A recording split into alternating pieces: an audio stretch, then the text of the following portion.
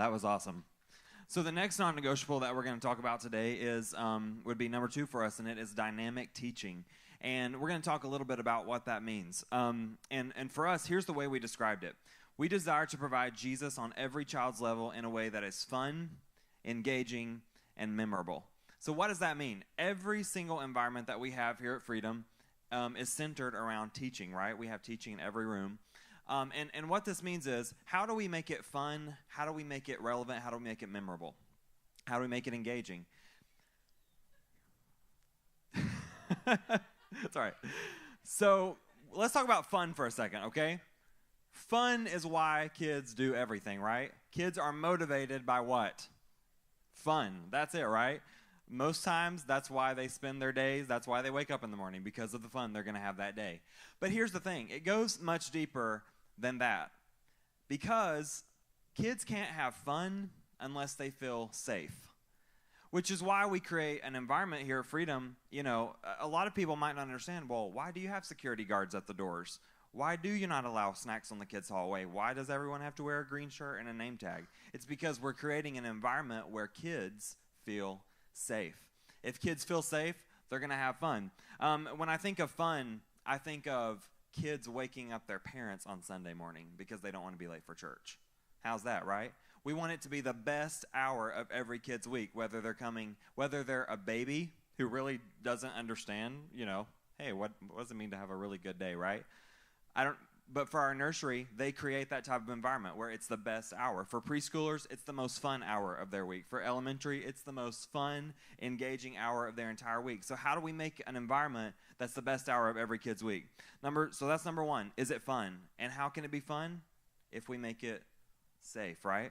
And when we think of fun, I think of this past couple of weeks when kindergartners were transitioning up to elementary.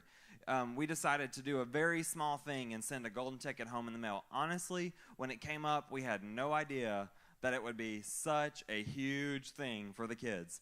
But we had kids sleeping with their golden tickets the night before. We had parents who had to turn the car around and go back home because they forgot their golden ticket. We had parents posting on social media when they opened up their mail and found it. So here, that's a small way. It doesn't have to be expensive. It doesn't have to have even a lot of preparation. We need to make church fun for kids, because if we make it fun, then they're going to want to hear what we have to say.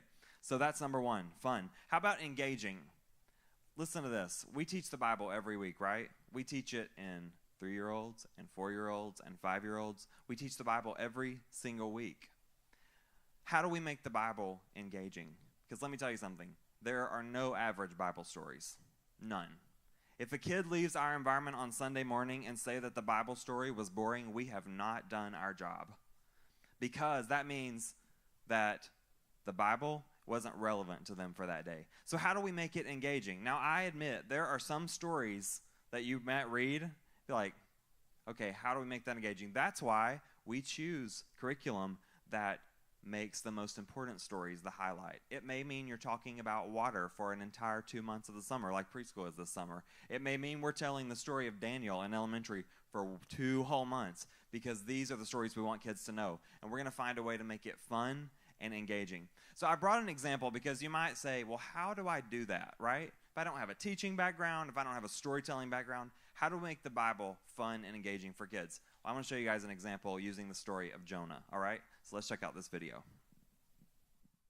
Last night we talked about something really cool. Everything we talk about here in the town hall comes from the Bible. And it's one of our favorite things to tell you awesome stories from the Bible. We told you an awesome story last night, and tonight we're going to tell you another one. And we're going to do it in one of my favorite ways. Ladies and gentlemen, here to help us tell one of my favorite stories, please welcome the mayor of Skittletown, the master of sound effects, Mr. Andrew Dale. Hello. Hi. Hello. Hi. Andrew, you ready to tell a great story tonight? Am I? Yes.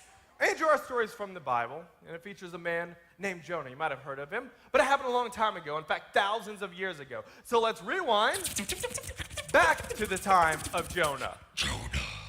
Now, Jonah was a prophet. His job was to tell people about God, but he didn't do it just in one place. He traveled all over the place. Jonah the tower. You know where you are, clear for takeoff. Have a good flight. What was that sound? Oh, you said Jonah traveled around. He's flying away on a plane. Oh, here he comes again. No, okay, Andrew, it's Bible time, so they didn't really have planes coming back back. then. Okay, that's just, if we could stop that. Oh, That hit would the be deck. okay, if you could just stop that plane, will you please stop the plane, stop, will you stop the plane?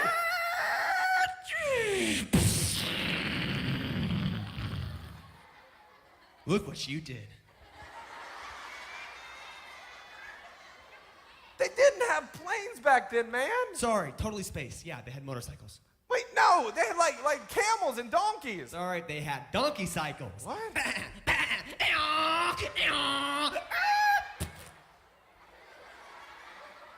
It's exhaust. One day, God told Jonah that he was going to preach at a place called Nineveh. Ooh, Nineveh, beautiful. Now, it wasn't a great place. Terrible. Nineveh was full of really mean people. The kind of people who worshiped idols. Who took what wasn't theirs. Give me that. And even killed each other. I don't even want this. I'm gonna kill that guy. Shing!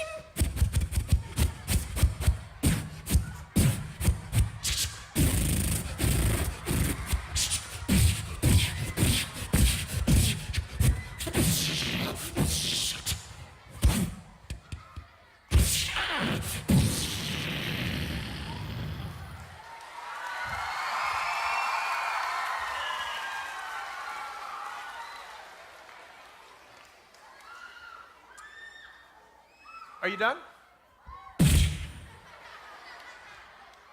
Jonah was afraid. He didn't want to go to Nineveh, so he decided to disobey God, and he boarded a ship that was headed in the exact opposite direction. And everything seemed fine at first, when suddenly Jonah felt a slight gust of wind.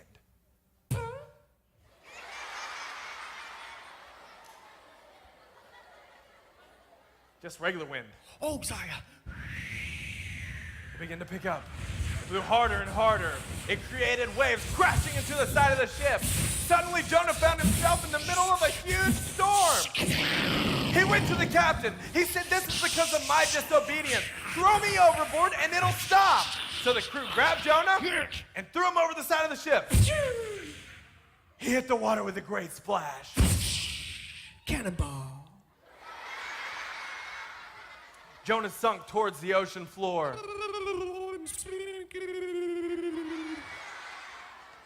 Jonah was afraid he was going to drown when suddenly the water that surrounded him began to rumble. He looked below and he saw the eyes of a great, big, giant whale. The whale swam towards Jonah and swallowed him whole. Tastes like chicken. Jonah was inside the belly of this great beast, and it was hot and dark and slimy, and it smelled like fish guts. Oh, gross. Fish butts.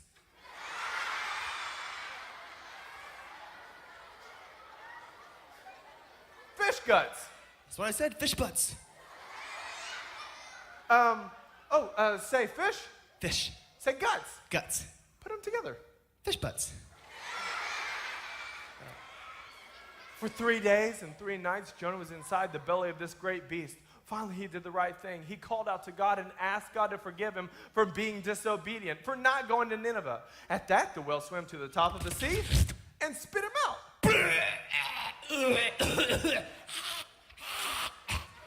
He's stuck.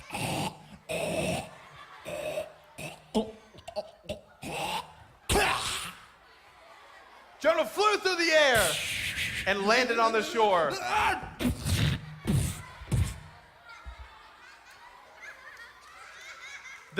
The whale turned around and swam back into the ocean.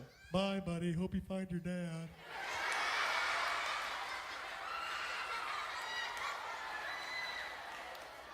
Jonah got up, and he cleaned himself off, and he headed to Nineveh. On his donkey cycle. When he got there, he stood before the big gate, the big, giant, large door, and he knocked on it. Ding dong.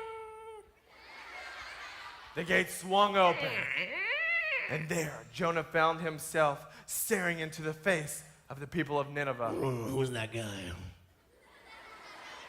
Jonah began to preach to them, and instead of getting mad, they actually gave him a shot.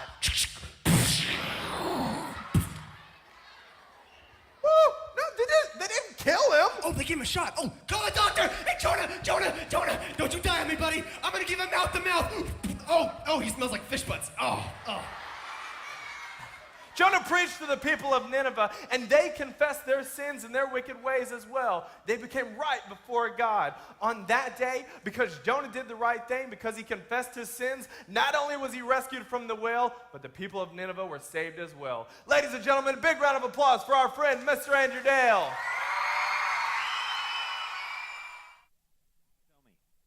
So tell me, do you think kids would leave talking about that? Yeah. So these are the opportunities that we have. And you know what? You might not be able to do sound effects, but I guarantee you there's a way you can make the Bible memorable for kids. We want them to leave talking about what they just heard at Freedom Kids. Because you know what? The Bible really is relevant to our lives. So how do we make it relevant for kids? Everything we do on every Sunday tells a story. What we wear, the words we use, the expressions we have on our face, the things that we say to a kid, everything tells a story. So my question is ours worth remembering?